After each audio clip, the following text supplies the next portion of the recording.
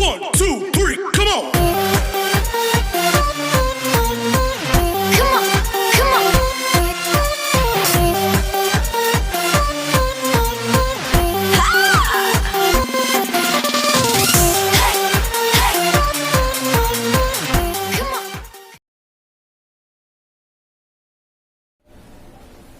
चलिए question number 3 की तरफ चलते हैं। क्वेश्चन नंबर 3 यहां पर देकर रखा हुआ है, एबीसी और DBC are on the same base.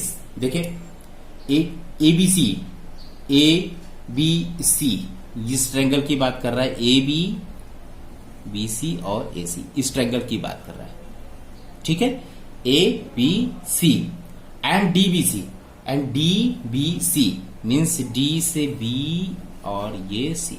ठीक है, इस ट्रायंगल की बात कर रहे हैं। फिगर को अच्छे से ऑब्जर्व करना होता है। तो यहां पर एबीसी और डीबीसी की बात कर रहा है ऑन द सेम बेस। इन दोनों का जो बेस है ये आपका बेस है यहां पर according question.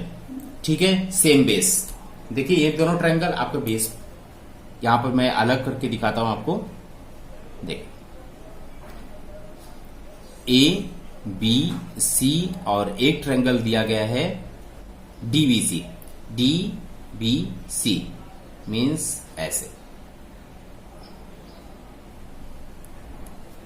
D B and C, D B और सी, इस प्रकार के दो ट्रायंगल लिए गए हैं। देखिए यहां पर दोनों का बेस यहां पर बीसी और बीसी दोनों में मैच कर रहा है, तो यहां पर यह दोनों कॉमन है। इसका मतलब देखिए ध्यान दीजिएगा, यहां पर छोटा सा कंस्ट्रक्शन करना होगा हमें। कंस्ट्रक्शन करते हैं, यदि यहां पर बेस है तो यहां पर सबसे पहले हाइट भी बना देते हैं इस ट्रायंगल के लिए। यदि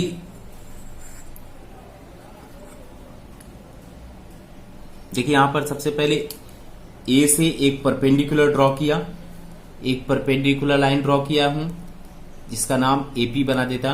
AP, AP is the perpendicular on the BC, AP is the perpendicular on the BC, एक ऐसा बनाया। और इस ट्रायंगल में भी यहां से इसके लिए बनाता हूं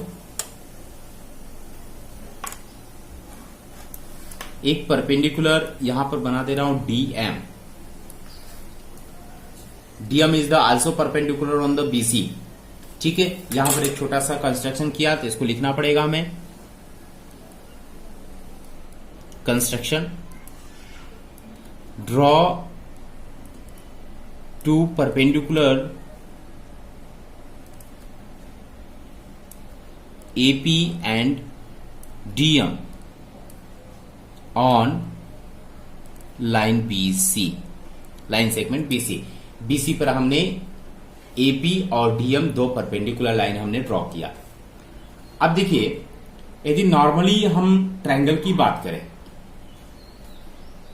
ट्रायंगल ABC की बात करें, ABC की बात करें, area of the triangle ABC and area of the triangle DBC की बात करें। देखिए यदि इन दोनों ट्रायंगल का रेशियो निकाला जाए तो अभी तक हमें ये नहीं पता है कि ये दोनों ट्रायंगल सिमिलर है।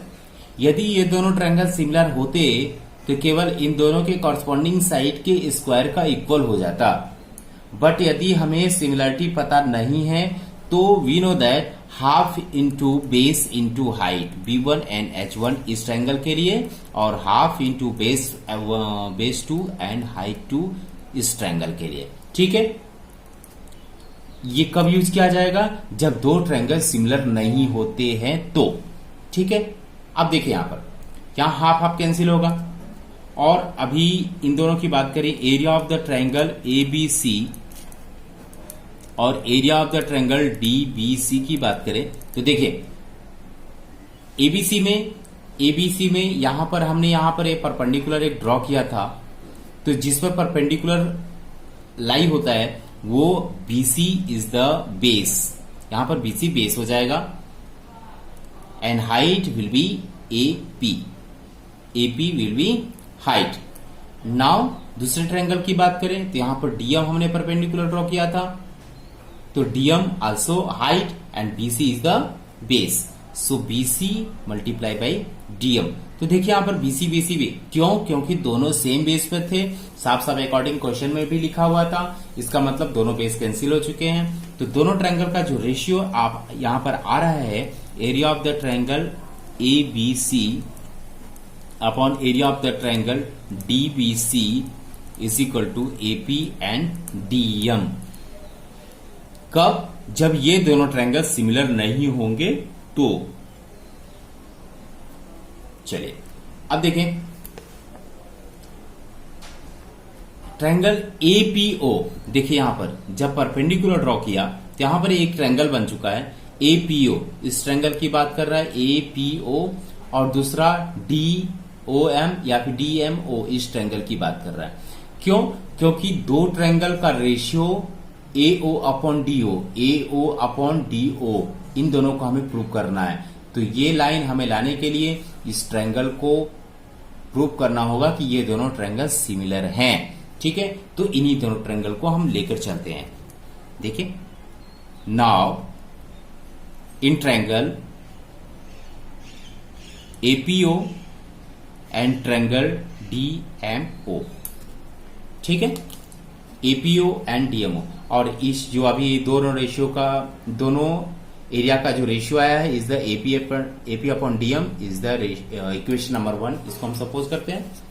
देखिए इन ट्रायंगल APO और DMO की बात करें, APO में angle P is the 90 degree, और इस ट्रायंगल में ODM इज द 90 डिग्री, क्योंकि दोनों परपेंडिकुलर है। मींस एंगल APO यहां पर लिख सकते हैं, angle APO is equal to angle DMO। Each angle will be 90 degree. ठीक है, यहां पर 90 डिग्री, यहां पर दोनों एंगल दिए हुए हैं। और देखिए ध्यान दीजिएगा, ये AD और BC एक दूसरे पर इंटरसेक्ट है या O पर इंटरसेक्ट है। इसका मतलब जब दो लाइन सेगमेंट एक दूसरे को इंटरसेक्ट करते हैं तो उनके अपोजिट एंगल एक दूसरे के इक्वल होते हैं। मींस यहां पर एंगल O और एंगल O दोनों के लिए इक्वल होंगे। मींस यहां पर ऐसे लिख सकते हैं, angle AOP is equal to angle DOM। ये होगा वर्टिकली अपोजिट। ठीक है, वर्टिकली अपोजिट एंगल होंगे। तो बस देखिए by AA test, AA similarity test के अकॉर्डिंग ट्रायंगल APO सिमिलर हो गए ट्रायंगल DMO के। ये दोनों ट्रायंगल सिमिलर हो चुके हैं। नाउ अब देखिए, यदि ये दोनों ट्रायंगल सिमिलर हैं तो इन दोनों ट्रायंगल के एरिया का जो रेशियो होगा वो क्या होगा, जरा ध्यान दीजिए। और यदि दोनों ट्रायंगल सिमिलर हैं तो इन दोनों का कॉरस्पॉन्डिंग साइड का जो रेशियो होता है वो हमेशा प्रोपोर्शन में होता है।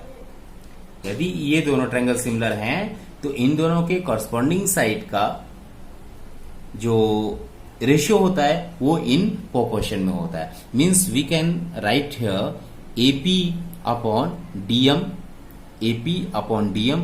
PO upon MO, PO upon MO, PO and MO होगा, और AO अपॉन DO लिख सकते हैं। Is the equation number 2। ठीक है, यदि ये दोनों ट्रायंगल सिमिलर है तो उनके कॉरस्पॉन्डिंग साइड इस प्रकार से प्रोपोर्शन में होंगे। अब देखिए इक्वेशन नंबर 1 एंड 2। सो यहां लिख सकते हैं फ्रॉम 1 एंड 2 की बात करें तो देखिए area of the triangle ABC और area of the triangle DEF, area of the triangle ABC upon area of the triangle DBC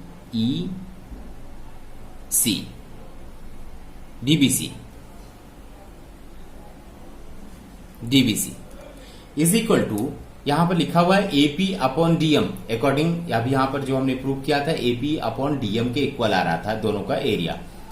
अब देखिए यहां पर AP and DM, AP upon DM second equation की बात करें तो AP और DM के equal PO upon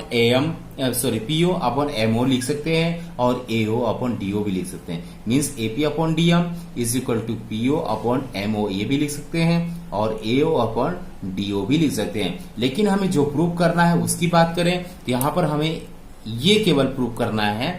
so we can write area of the triangle ABC of area of the triangle DBC, इन दोनों का जो रेशियो होगा एओ अपॉन डीओ के इक्वल हो सकता है अकॉर्डिंग दिस। तो यहां हमने प्रूव किया, हेंस प्रूव।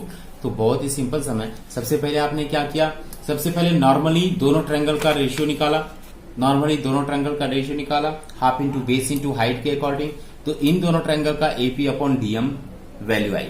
नाउ अब चूंकि हमें एओ और डीओ का यूज करना था कहीं न कहीं, तो इन दोनों ट्रायंगल को हमने लिया। यदि इन दोनों ट्रायंगल यदि सिमिलर है तो सिमिलर सबसे पहले हमने प्रूव किया ए के अकॉर्डिंग। तो जैसे ही सिमिलर प्रूव किया तो सिमिलरिटी के अकॉर्डिंग दोनों सिमिलर हो जाते हैं, तो दोनों का कॉरस्पॉन्डिंग साइड हमेशा प्रोपोर्शन में होते हैं, प्रोपोर्शन में लिखा और इक्वेशन 1 एंड 2 को देखा। तो area of the triangle ABC और area of the triangle DBC, इन दोनों का रेशियो एओ और डीओ के इक्वल हो सकता है, पीओ और एमओ के इक्वल भी हो सकता है। लेकिन हमें जो सॉल्व करना था, जो हमें प्रूव करना था, उसके अकॉर्डिंग देखा जाए तो केवल इनका यूज करना था, इसलिए यहां पर ये प्रूव हुआ। ठीक है। Now question number 4।